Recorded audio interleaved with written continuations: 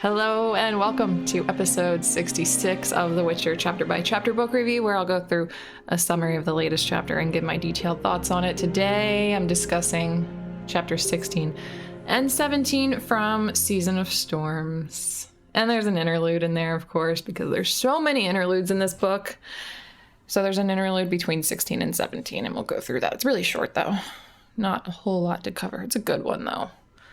It kind of angers me to read it. We'll get into why, but there's just some real bias in there that's mind-blowing. So this is the first time that I am recording an episode, I think this month. It's definitely been at least 3 weeks, maybe 4. I can't remember off the top of my head. And I won't harp on this point for too long, because if you're listening to this in the far out future, this doesn't matter at all, because you can just listen to these back to back if you wanted to. But it's April. It's the end of April 2023 at the time of recording this. And I knew that April would be a tricky month for getting out podcast episodes, doing my Twitch streams, any other type of videos. The beginning of the month, I was home visiting family. Then I went to Vegas for my birthday. That was a good time. And then I had a couple of friends in town visiting, so there's a lot going on. It was a great month. I'm kind of sad that it's over because it's back to business as usual. But one of the nice things is recording this podcast. And I think I'm going to have at least 3 more episodes after this one. So there's 20 chapters in this book. And we're going to finish this episode with covering chapter 17. So that leaves us with 3 chapters plus an epilogue. I'm not going to do the epilogue as its own thing. It's too short to do that. I'll definitely combine that with chapter 20. But I think I might do, I'm not 100% certain about this yet, but I think I might do those episodes or those chapters per episode, like 1 per episode, as opposed to how I've been doing most of this book, where I've been grouping them together because a lot of them are so short. But they're actually pretty long, so they can get their own full-length discussion. I think that's what we'll do. I know chapter 18, I was already trying to bone up on that, rereading it, and that one's definitely going to have its own episode. I'm not sure about 19 and 20, but I have actually finished the book now. I do know how this book ends. And I will say I like the book as a whole, but I think that's all I'm going to say for now, because this is not the time to talk about that. But I've mentioned probably too many times, I've been really sounding like a broken record, but I've mentioned a bunch that this was the only book in this series that I hadn't read before doing the podcast. And well, now I actually know how it ends. I know everything that takes place. So that is a fact as we begin this episode, and we'll begin it now with a recap of what we previously learned in the previous couple of chapters, followed by a summary of what happens in these 2 chapters, 16 and 17. And then we'll talk about it way too much. Okay, recap of the last episode. Geralt, rather unsuccessfully, helped a ship's crew who contributed to the kidnapping and murder of an Aguirre's child escape her revenge. Later, we find out that when Geralt couldn't make it in time to find his swords at the auction in Novigrad, Yennefer attended and bought them. In addition to recovering his swords, she got sweet revenge on the man who stole them. Or maybe not sweet revenge. Stinky revenge. All right, summary. After arriving too late in Novigrad to gather any intel on his stolen swords, Geralt returns to Karak and comes across Pinety, the sorcerer from Risberg Castle, who had hired him to deal with a demon believed to be killing people. Pinety updates Geralt on Sorrel Daggerlin, the culprit responsible for all of the brutal killings. Daggerlin will receive only house arrest. Moreover, Pinety gives Geralt his sword and says that he and Harlan Zara have resigned from Risberg, and Pinety is soon to work as a sorcerer in Nilfgaard. With some help, Geralt enters the Citadel, where Daggerlin is on house arrest. He kills his ogre trolls and hunchback helpers, and discovers that Daggerlin's criminal activities have not ceased. Geralt confronts Daggerlin, who summons a magically bred creation to defend himself, but Geralt emerges victorious, defeating both the Oddity and Daggerland.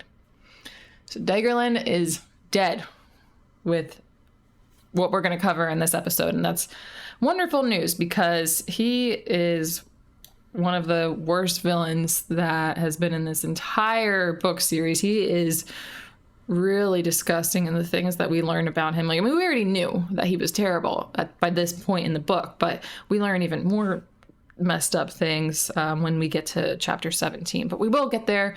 We're not going to talk about that just yet, but soon. So we'll take it back to the top of chapter 16. So Geralt gets back to Karak. Like I said in the summary, he got to Novigrad too late, so he just headed back to Karak. We know, the reader knows from the previous two interludes, that he wasn't at the auction and that Yennefer bought the swords through the dwarven banker Molnar, but we were left hanging from chapter 15 as far as what Geralt did after departing from the Prophet, the Prophet, I try to combine the word Prophet Lebiota, from the Prophet Lebiota boat ship. So last we saw from him, it looked like he was probably going to be too late, and then we were present at the auction, so we know that he wasn't there, but we didn't know exactly what happened to him between the Prophet Lebiota situation with the Aguara and getting back to Karak. So we now get that update. So he was too late, but he still went to the auction house. He still went up to Novigrad, still went to the auction house, and he was denied any information that could lead him to the seller or the buyer. And in fact, they wouldn't even tell him if the swords were brought there in the first place. So he's even more unsure about their fate. And I mean, we know that he should be getting them back soon. Yennefer is going to have someone get them and deliver them to Geralt. But it's still hard to not feel for Geralt and his disappointment and frustration here, like until he finally gets the swords back, because we're thinking, you know what, just hold on a little bit longer, Geralt. It's all going to be okay. You're going to get them back. But right now in this moment, he's just incredibly bummed about that. So after arriving back in Karak, he goes right to Coral's house where he sees her novice. Her novice shows up. Mosaic was her name. And she tells him that after a very difficult baby delivery, which is Coral's line of work as a reminder, she still finds herself very busy with work, but Coral does show up. She steps into the scene and she tells Geralt that she'll meet him the day after tomorrow, not tomorrow, but the day after tomorrow. And she will, quote unquote, tell him everything, which is peculiar because you wouldn't think that she would be telling him, oh, I've got updates for you. You would think she would want to know updates from Geralt since he's been doing a lot of things lately. Like, he was sent to go see people that she knew. So that was something. But she leaves us hanging. She doesn't tell us what she's got to say. And then she sends him on his way to meet Dandelion, which he does next. And he gives Dandelion an update on what happened. And Dandelion tells him how his royal instigator cousin, Ferrant, hasn't had any leads on his stolen swords. And additionally, he's been pestering Dandelion on Geralt's whereabouts because he wants to know if Geralt's still going to be a bodyguard at King Belahun's wedding. So that was something that Ferrant and Belahun's son Egmont wanted Geralt to do, and he never really gave them a direct yes or no. Geralt was intending to not do it, but now he's considering doing it because he'll be compensated for the work. Even though it doesn't look like they're going to get his swords back, he will get paid for the job, and he thinks he's going to need money to replace his swords. So Geralt and Dandelion are heading to grab some food, and on the way, Geralt runs into his horse. He runs into Roach. Until now, he thought that Roach would have been stolen or killed by wolves when he left her in Pine Tops after he teleported with Daggerland. But she's been returned to him here by Algernon Gwynecamp, also known as Pinity, one of the two sorcerers from Risberg who hired him to catch the energumen. So the how to the recovery of Geralt's horse strikes up this pretty lengthy discussion about what's happened with Risberg and Daggerland since Geralt escaped. So I said in the summary that Daggerland dies. At this point, we're still in chapter 16 though. Daggerland dies in chapter 17. So right now, Geralt's getting an update on what happened once he kind of sort of got caught. He got caught, but they didn't really the people at Rissberg don't know exactly what he was doing. They don't know the full extent to what he was doing. Either way, let's go into those details now. So Pinety and Zara, the two guys that hired Geralt, they were summoned to Pine Tops, the scene of the crime where Geralt found Daggerlin. They were summoned there by the constable Torquil, the guy that Geralt was becoming pretty friendly with while he was patrolling those areas looking for the demon, which ended up turning out to be Daggerlin, of course. So Torquil must have shown up to the scene right after Geralt was there, and then he saw the massacre, summoned them. And the two sorcerers saw everything and were left wondering why Geralt hadn't killed Daggerlin when he had the chance, a question that still plagues Geralt. For what harm would there have been in that? One more corpse in the statistics, Geralt thinks to himself. But Pinety says that they caught Daggerlin the next day after they saw everything that he did in Pine Tops. They caught him the next day while he was tearing apart some gang. So the odd thing here is, and I was kind of alluding to this a second ago, the odd thing here is that Pinety, like right now, like when he says this thing about how he saw him tearing apart a gang, and then later on in the discussion, he never acknowledges that Daggerlin was not really practicing Goetia and that he was using ogre troll crossbreeds to kill people. So if he ran into him while he was killing, then he surely knows that. He had to have seen it happening that way. So I think that maybe there could be some like political confidentiality reason for covering that up. But you'd think that he could at least acknowledge the true facts with Geralt, like someone that's not involved with Rissberg and someone who also knows the facts, but he doesn't. So we'll move on, but I am gonna talk about that a little bit more in a minute once we go through this discussion chronologically and it comes up again. So he and Zara, Pinety and Zara, took Daggerlin back to Rissberg when they caught him, and they brought him there, and they were met with disapproval from their sorcerer associates because they sent a witcher after a comrade, which must have been out of envy for his talent and achievements. These people are ridiculous, these sorcerers at Rissberg, and it only gets worse from here. So, and then this is the first glimpse that we get into. It's just the treatment of Daggerlin after what he's done to these innocent people. It's mind-boggling. So they come to his defense, and they put the only two people that were trying to stop him in the hot seat. We do find out their motivation soon enough, though. Sorry, I keep doing that whole thing where I say, like, oh yeah, like this is a thing about the story, but I'll talk about it more in a little bit. I've done that multiple times already. Hopefully that's the last one. But Daggerlin was taken before the commission to be reprimanded. So they didn't let him off the hook completely, but he basically still got away with what he's been doing because his punishment is just...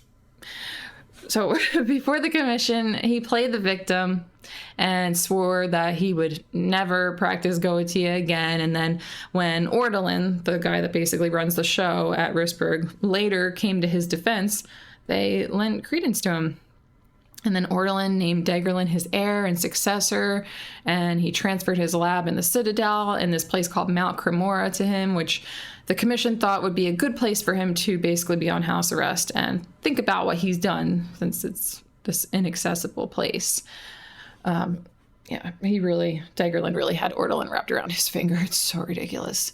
And Ordelin's not a good guy either. But that's a whole nother discussion that I won't get into right now. And then Pinety explains that in the Citadel, he's explaining this to Geralt, that in the Citadel, Daggerlin will be under supervision, and therefore he won't call forth any demon. And when he says this, Geralt thinks, there never was any demon, and you know that only too well. So even Geralt was thinking it. It's not just me being pedantic here. Geralt was thinking it too. So I'm not sure why Pinety would be pretending that there really was a demon. Like, I don't know what he's got to lose by acknowledging the truth here with Geralt. That was the one thing. Maybe not the one thing. Probably the one thing. I don't know.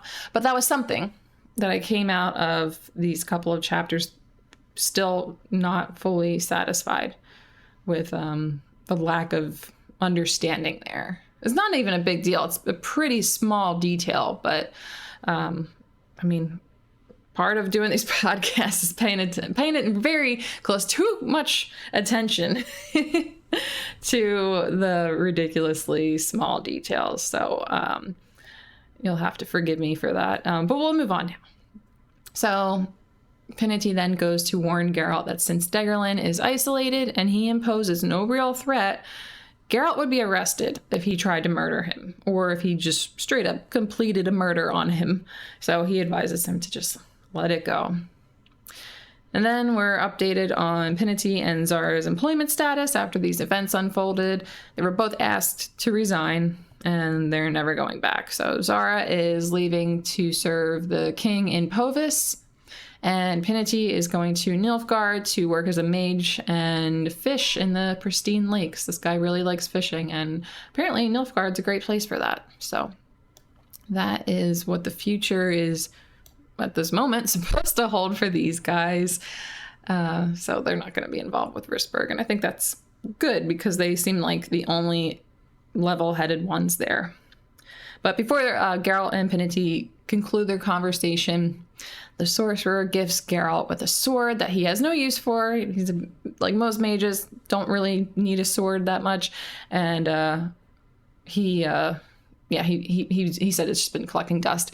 But it's from Virolata, just like the one that Dandelion acquired from the widow in the bank, and then ended up breaking pretty quickly.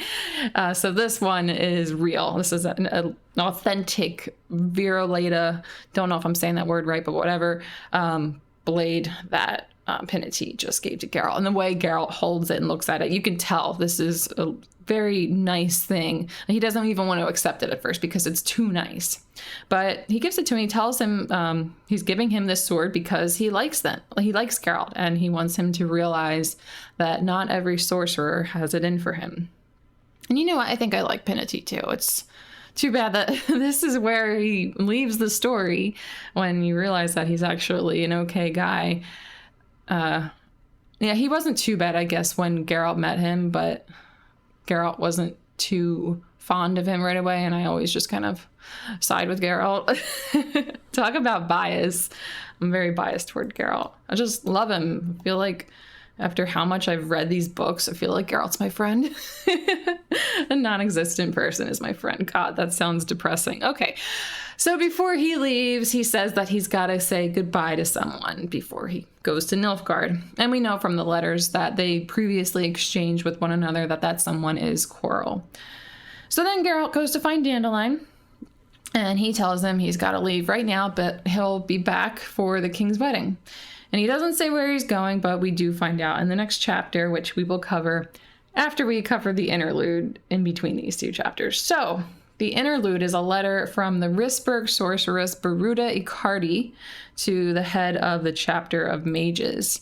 So she's trying to basically get ahead of the incidents that occurred with Daggerlin so that the chapter most likely doesn't take any actions against Rissberg, or something. I'm sure that if they heard it from somebody else, then the story isn't going to be told and manipulated in the way that she does here. So she is making sure that she sends them this letter, and it's absolutely ridiculous. She mentions that Daggerlin was responsible for the murder of around 40 local settlers, which is true. She acknowledges that.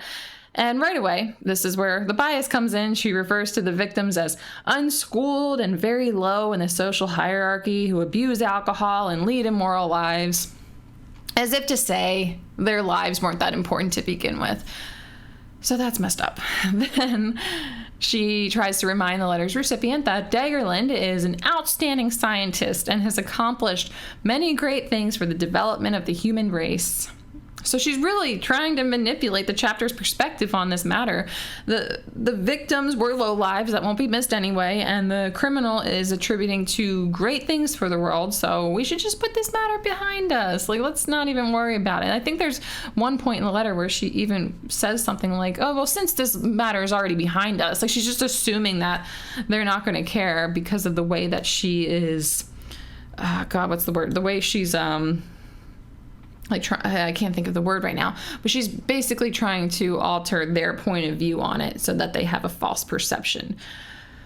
And as vile as this is, it also it proves the last point that she made about how Degerlin is so great. It proves what Degerlin told Geralt, that he was able to trick his comrades into believing that he was way more knowledgeable and skilled in this magic science that they do at Rissberg than he really is. So, yeah, not only did he have Ordelin under his thumb, but he definitely was able to trick everybody into believing that he is something that he's not. Like, that's just, it's ridiculous.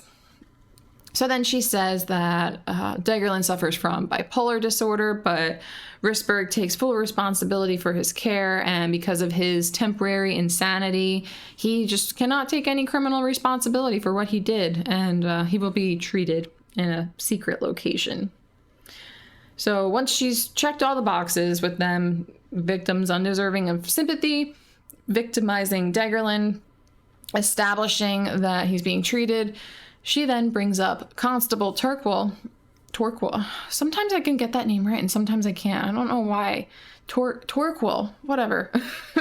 She brings the constable up and Geralt. So Torquil, as we saw through Geralt, was very, very set on catching the one responsible for these crimes.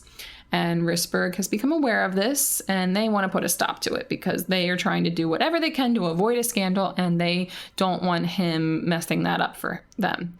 So she says her approach to putting a stop to it is to persuade his boss to temper his enthusiasm, investigating his personal files and private life.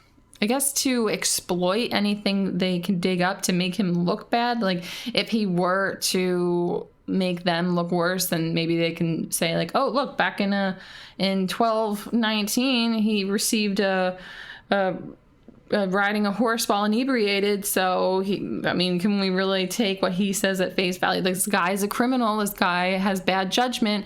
Or maybe they also want to try to use that any of his personal private affairs to threaten him. It could be that too, or it could be either or. So it's just disgusting. She also suggests that they contact the chapter contacts Codringer and Fenn. So they're brought up, we're familiar with them already, and she cites a previous time that they used the services of Codringer and Fenn to discredit and ridicule witnesses. She said it was in something called the Corn Affair, which there's no details given on what that is, but it sounds like they silenced witnesses to another crime. Like somebody did something wrong, something against the law, and they got these other witnesses to shut up. So that actually might be what they're trying to do with Torquil, but it's pretty messed up. And Codringer and Fenn, they would do that. That is definitely within the limits of their services, so it's not surprising. But the last thing she brings up is Geralt. She says that if he delves too deep into the matter, he ought to be silenced, and that he's currently under permanent surveillance, which is interesting since we don't see any signs of that, but it must be true. It's just the means to avoid a scandal here are disgusting. Like, they don't care about anybody innocent as long as it means they can keep doing their weird experiments at Rissberg. I'm just glad that Geralt offended these mages when he went there. They deserve way worse than that. But at least there was something where he laughed in their faces and they all got really mad. Okay. So we just heard that Geralt is under permanent surveillance, so that makes it a little bit worrisome for his well-being as we begin chapter 17 to find him doing exactly what she was afraid he would do, which is delving back into the matter of Degerlin. Our Witcher just can't let it go. He's always morally conflicted, and good thing too, considering what we discover in this chapter. Someone needed to put a stop to this, and if Geralt didn't, I don't think it would have happened. Not soon anyway, and more people would have suffered. So he wants to find Degerlin, so he seeks out Constable Torquil to try and get info on Mount Cremora, the location of the citadel where Degerlin now resides. So he finds Torquil as he's about to have his leg amputated after he and his men ran into Daggerland and his crossbreeds and tried to fight them as they were killing and abducting people. So they caught them killing people, and they also saw them abducting some children. So in this whole process, he got shot with the hunchback's crossbow that he seems to always have on him. And Geralt sees that he's about to have his leg amputated, and he doesn't buy that it's 100% necessary. So he sends the physician away who's about to cut his leg off, and he pays him more than what the bailiff was going to pay him. And he has this old woman herbalist present help him patch up the wound. He uses his witcher elixirs to help heal the wound, and then she takes over the rest. So Torquil starts raving because it's better than having your leg cut off, I would think. I mean, you still get to have a leg in this alternative, but it's really painful to having those elixirs poured over your badly messed up wound. So he waits outside while the herbalist continues to patch him up. And she finishes and she comes outside, and Geralt finds out from her the info that he was looking for on Mount Cremora. But before he goes straight there, he's got to make a stop. So he goes to a cottage farm where there are little girls playing in the yard, and a woman appears in the doorway. And he tells her that he'd like to speak to Otto Dussart, the man of the house. And when she says he's not home, he says, "That's okay, I'll wait." She invites him in. But this interaction is really suspicious until we finally know exactly what's going on, because we're not given answers until he's been in this house for at least a few minutes. Or more so, she's suspicious of Geralt. And this whole time that he's there, it's just really uncomfortable. Like, you feel the tension, and his medallion is vibrating. So we know there's something off about this lady. We know that she's either a magic or a monster, even though she's showing suspicion of him. And it all makes sense once we get some answers. And the tension eventually comes to a head when one of the little girls attacks Geralt, transforming into a werewolf. And when she does, so does the woman and the rest of the girls. But before anyone gets hurt, Otto Dussart returns home, and he announces to his family that he knows Geralt. They're friends. And I like this character a lot. So his wife, her name's Edwina, by the way, she knew that he was a witcher, and she didn't know who Geralt was. So she thought that somebody hired Geralt to kill Otto. She said that he reeks of blood. So Otto and Geralt go outside, and so that Geralt can ask the favor of Otto that he came here to ask him. And Otto is more than willing to do Geralt a favor, because one time Geralt was hired to take care of him in the previous town that Otto lived in, but because he never harmed anybody before, even in werewolf form, Geralt just told Otto's neighbors that, the neighbors that hired him out, that he lifted the curse. He didn't, but that's what he told them, because he realized that he was a good guy.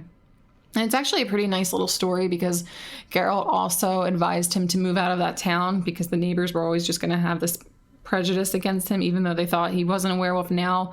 They used to think that of him, so it would just be kind of a complicated neighborly relationship. So move out of the town. He did so, and then he met his werewolf wife and had little werewolf babies, and now they're a happy little werewolf family. So when they talk about Otto's wife again, Otto invites Geralt to dinner, and he says, "No, that's okay. I'd rather not impose. Your wife said that I stank of blood," metaphorically, I understand. And Otto says, No, you absolutely reek of blood. And then he points out the blood that Geralt has come into contact with from 2 weeks to a month back, and he can even recognize its origins. Like, he identifies reptile blood that Geralt has come into contact with from the Vigolosaur that he fought at Pyrrol Pratt's arena a month ago. So this impressive display of his heightened and accurate sense of smell reminds Geralt what the favor was that he wanted to ask. And then we cut to Otto and Geralt exploring the caves on the side of Mount Cremora, per what the herbalist told Geralt about the mountain. So Otto is going in the caves, sometimes in human form, sometimes in lupine form, smelling them out to see what lies within, trying to get any kind of helpful hints about how Geralt can get inside the mountain, inside the citadel, and find Daggerland. So he's mostly smelling just bats and rodents, and one of the caves had trolls. One even had a gorgon that they had to slowly back away from. And after checking many caves and not finding anything interesting to Geralt, they check one more, where Otto smells the urine of a house cat. Who had a pet cat? Sorrel Daggerlin. That's who. So this is where Geralt enters to get inside the lab that Daggerlin's been confined to. And he takes some elixirs before he enters alone. He goes alone because Otto doesn't know exactly what Geralt is up to, but something he smelled got him spooked. And he's gonna just wait outside for Geralt, which is nice. Geralt said, I don't expect you to come in. You don't even have to wait for me. I don't even know if I'm gonna be coming out. And he's like, well, no, I'm gonna wait for you. He's a bro. This guy Otto, he's such a bro. I really like him. So Geralt makes his way through the cave, a rather complicated process, until he reaches a magically protected door that he only needs to whisper friend to for it to open. And at this point, he's inside and he heads towards voices until he comes across the source of the voices. And it's Bew and Bang, Daggerlin's ogre trolls. And this very difficult fight ensues. And I'll skip over the long details of the fight, but Pastor, the hunchback, shows up, crossbow equipped, of course. But the bolt misses Geralt and hits Bew. And Bang is already dead by this point. But Pastor hits Bew because Otto showed up. He ended up coming in anyway, transformed, and he attacked Pastor, causing him to fire the bolt in the wrong place. And this is the first time that he's ever killed anyone, this Otto. But he showed up because he wanted to warn Geralt about what was in the next room that Geralt hasn't come across yet. And the contents of the next room were so unsettling that even Geralt took a step back. And you know Geralt's seen some stuff. He's really seen some things. So that's you know it's got to be bad if it causes Geralt to take a step back. It was a pile of bodies. He couldn't even make out how many there were. They were cut up. Some of the skin was flayed off of them. It was just downright disturbing. It doesn't end there. To no one's surprise, we see from this and more of what we're about to see that Daggerlin's sadistic activities have not ended with his house arrest. So Geralt must continue on. So he heads up this spiral staircase until he reaches the lab. In the lab, he sees these specimen jars on shelves that hold things like eyeballs, other organs, and there's even a human head in one of them. And Geralt recognizes the head of the sorcerer Harlan Zara. I actually gasped when I read this chapter the first time and I read that line. And I read that because the way it was worded too, it was like leading up to it before it just outright said that it was Zara. Oh my God, it was done so well. It said that it was a bald head and that only one sorcerer wore his head bald. It said it in a much nicer way than how I'm repeating it right here because I didn't write down the quote. But yeah, it was.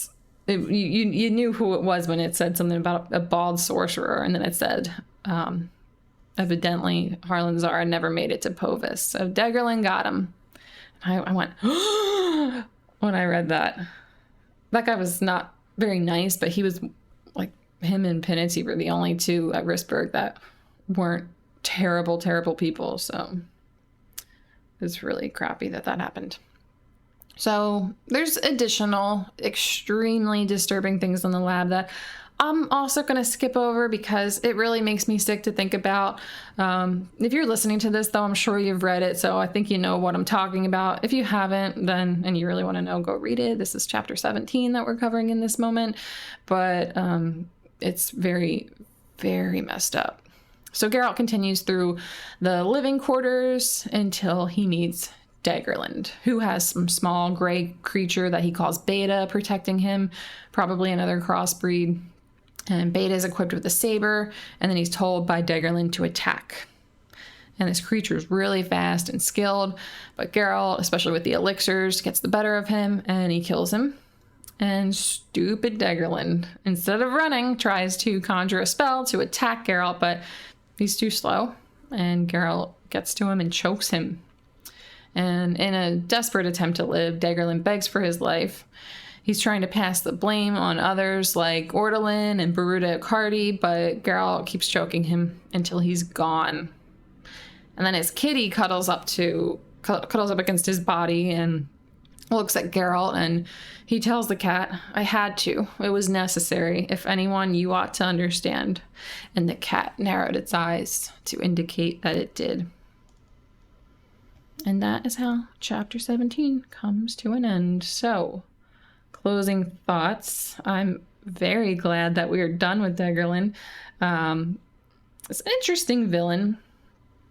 Villains that are that evil, sometimes it's hard to really, it's just, they're just so objectively evil. Like, sometimes I think like a good villain, I think the villains that a lot of people appreciate are those that you can sometimes understand, not all the time. Like when someone's doing something evil, like you're not gonna think like, oh yeah, totally get that. But there was never a moment with Daggerlin where you think like, oh, I actually feel for him. Like his background really messed him up, and it's nothing like that. But yeah, he was pure evil. Nothing to feel sorry for with this guy. He deserved to die. And I honestly kind of wish he died in a worse way than that. That was too quick a death. And I believe it was the previous episode, it must have been, where I talked about that guy Nikifor Moose, the guy that stole Geralt's swords. And then he got his comeuppance when Yennefer turned all the money that he earned from the sword theft into crap. And then he was pushed into a latrine and totally submerged in it. So that was good revenge. I thought that was fantastic revenge.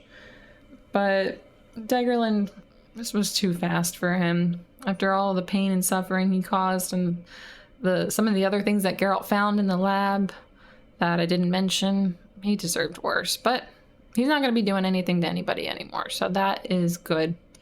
I'm glad that Geralt was the one that put a stop to all of his evil deeds, especially because he was warned about going there. So it was very risky that he got caught, that if he got caught, he would be arrested. So he could have just said, nope, I'm not risking that. Because for all he knew, maybe it was true that, like what Penity said, he's under house arrest. He can't harm anybody there. He's supervised. I don't know if that was a lie. I don't know if Penity lied or somebody lied to Penity that he was being supervised, or if he really was. And the people that were supervising him were okay with killing all those people, like all the bodies they found there and all the other disgusting things. Or, yeah, I don't know. We don't know for sure. So we can just kind of interpret it how we'd like. Okay. Looking ahead. Hopefully there's no evidence that'll lead to Geralt getting caught for the killing of Daggerlin. They said that Geralt was under surveillance by the mages, so it wouldn't be impossible, but it sure would suck if he got caught for that, for bringing this criminal to justice. And when's Geralt going to get his swords back from Yen? That's a plot that we've been thinking about from the very beginning of the book, and it still has yet to be concluded, meaning it'll probably happen in like the last chapter, which is actually an answer that I do know at this point. This section of this looking ahead segment of the podcast was actually pretty easy until I finished the book, and now I actually know what's going to happen. But like, these are kind of the thoughts that you would be wondering what's going to happen next as you come out of this final chapter that we covered. So it's just something that I was thinking about with the swords, with Geralt getting his swords back, because there were so many subplots throughout this book, and I believe most of them, well, yeah, not all of them, but most of them have been satisfied by the end of chapter 17. But the one from the very beginning still has not yet to have been concluded. So we still gotta wait for that one. But only 3 chapters left after this. And like I said, I might do 1 episode per chapter. I don't think I'll group them, but I'll keep you updated on that. Okay, That's all I have for you. So just to let you know, in case you didn't, these episodes are available on YouTube, Spotify, and Apple Podcast. Thank you so much for joining, and I will catch you in the next episode.